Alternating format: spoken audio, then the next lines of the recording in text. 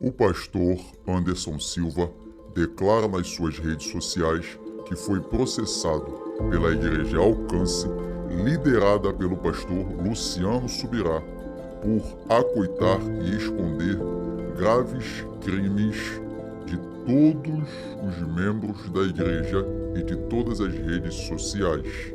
E você vai assistir o vídeo completo aqui no canal. Então se inscreva no canal, deixe o seu like e vamos para o vídeo. Em 2010, a funcionária do ministério, a Heloísa Rosa, foi dopada através de uma taça de vinho que ela nem bebeu toda, né? Ela apagou com alguns goles numa taça de vinho. Então, Marcos Gruber, marido da Heloísa Rosa, dopou essa funcionária e no ânus e na vagina. A moça era virgem, foram ao médico, o ímen não se rompeu, mas ele, o animal, o ânus da moça. E é esse pano de fundo que a Igreja Alcance trata o crime como um pecado. Não terem tomado providências jurídicas tão rápidas quanto agora para proibir a live, permitiu com que esse animal, uma criança de 5 anos, em 2023. Antes de eu vir embora, pastor, falei tudo o que aconteceu para eles, para Heloísa Rosa. Eles me colocaram no Ministério de Cura, sabe? Assim, ó, o alcance, sabe? Você foi a gente não vai denunciar, a gente não vai pagar psiquiatra nem psicólogo para você e fazer a intervenção, né, necessária. Não, sabe o que eles fizeram? 30 dias de cura ministerial com a tal da Ilza, que foi uma das que testemunhou hoje que a situação dessa moça era adultério. E essa mesma Ilza, com tudo pago pelo Ministério Alcance, quando a criança de 5 anos foi em 2023, a Alcance pagou para tal da Isa ir para Orlando para cuidar, sabe de quem? Sabe de quem? Da Heloísa Rosa. Não foi para cuidar da mãe da criança, não foi para cuidar da criança, para gangue religiosa manter tudo sob controle. As informações não podem vazar. Então a mesma pessoa que estava em 2010 precisa estar em 2023, em 2024, para a gente fechar o ciclo e as informações não vazarem. E por que a igreja é indesculpável? Porque a moça falou com todo mundo que passou por ela. Aí sabe o que machucou a moça? A questão da Heloísa Rosa? A primeira preocupação dela é se o do marido engravidou a moça.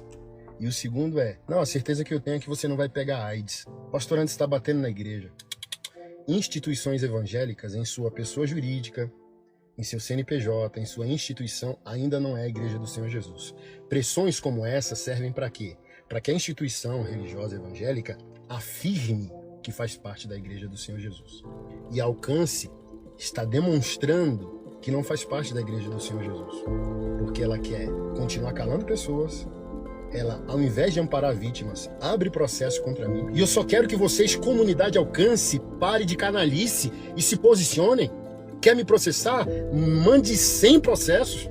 Mas, pelo amor de Deus, liguem para a moça de 2010. Faça o ressarcimento. Se você não sabia dessa canalice, a sua obrigação imediatamente é ligar para a moça de 2010 e fazer ressarcimento humano, emocional, psicológico, financeiro, sim, por que não? Destruíram a vida da moça. A moça não consegue entrar em mais nenhuma igreja.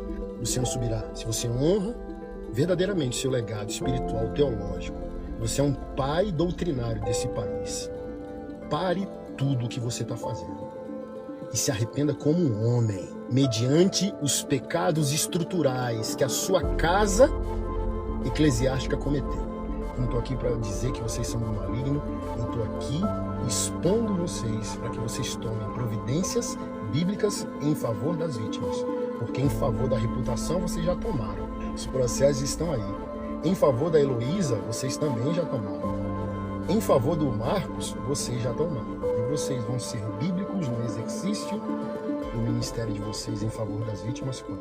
A Igreja Alcance de Curitiba, liderada pelo pastor Luciano Subirá, emite nota de esclarecimento. A Alcance Curitiba, diante das acusações recentes de acobertamento de um caso de abuso sexual em 2010, esclarece que os fatos estão sendo apresentados de forma distorcida. Portanto, as infâmias e acusações infundadas contra a Alcance estão sendo tratadas perante as autoridades competentes. Algumas considerações que pontuamos. Primeiro, acusação pública sem audiência prévia. O acusador nunca procurou nos ouvir antes de nos acusar em público, apesar da advertência bíblica. Responder antes de ouvir é tolice e vergonha. Até os romanos, parte de um império de grande impiedade, agiam melhores do que isso. O governador Festo afirmou: "Eu lhes disse que não é costume dos romanos condenar quem quer que seja, sem que o acusado tenha presentes os seus acusadores e possa defender-se da acusação." 2. Confissão religiosa e ausência de fato como crime. Na época, houve confissão de fatos por parte dos envolvidos, inclusive da pessoa que era funcionária da Heloísa, a qual na época era maior, capaz, com 25 anos de idade. Nunca foi reportado nenhum fato como crime de abuso sexual. Caso fosse essa a versão, a pessoa teria sido encaminhada às autoridades competentes. Aliás, essa é a nossa posição e a instrução que damos em público e, inclusive, já o fizemos. Diferente de pecados, crimes não devem ser tratados por líderes espirituais, devem ser reportados à justiça. 3. Respeito ao sigilo confessional. O sigilo de confissão é ético e legalmente amparado, e sua violação implica em ilícitos civil e criminal. Por isso, não discutimos em público nenhum atendimento pastoral. Não daremos satisfações públicas ao acusador que não nos procurou para conversa privada de esclarecimentos. Além do presbitério de governo local, temos supervisores externos, de fora da igreja, e responderemos também um dia no Tribunal de Cristo. Fora isso, respondemos às autoridades competentes. A internet não é o foro onde discutiremos o assunto. 4. Equívocos na acusação supostamente bem-intencionada. O acusador, provavelmente bem-intencionado e até mesmo zeloso quanto a inúmeros abusos e escândalos nos arraiais evangélicos, está decidido a separar o joio do trigo. Contudo, ignora a clara instrução de Jesus sobre o perigo de equivocar-se na interpretação de quem é quem. Essa insensatez propaga injustiças e põe em xeque a credibilidade de gente íntegra, cujo juiz é Deus. 5. Importância da investigação prévia e justa. Nenhum abuso é aceitável. Por outro lado, processos investigativos são necessários e bíblicos. Vale lembrar que a Bíblia registra que José foi injustamente preso no Egito por uma acusação falsa. Por isso, a determinação das Escrituras de uma investigação acurada. Uma só testemunha não poderá se levantar contra alguém por qualquer iniquidade ou por qualquer pecado, seja qual for que cometer. Pelo depoimento de 2 ou 3 testemunhas se estabelecerá o fato. Essa não é uma tentativa de inocentar alguém que está sendo acusado por outro crime. Se houve, na época, qualquer violência, a mesma não foi reportada dessa forma pelas pessoas envolvidas. Portanto, a acusação de negligência e acobertamento para com a igreja é mentirosa. 6. Rejeição de difamações. Zelamos pela integridade e respeito aos princípios bíblicos. Esse ministério tem anos de uma conduta coerente e honesta e é um dos nossos maiores patrimônios. Vale mais o bom nome do que as muitas riquezas. Por isso, repudiamos veementemente o ato difamatório e processamos o acusador nos termos da lei, e qualquer valor que vier a ser recebido será doado. Crimes devem ser tratados perante as autoridades e não em postagens de internet.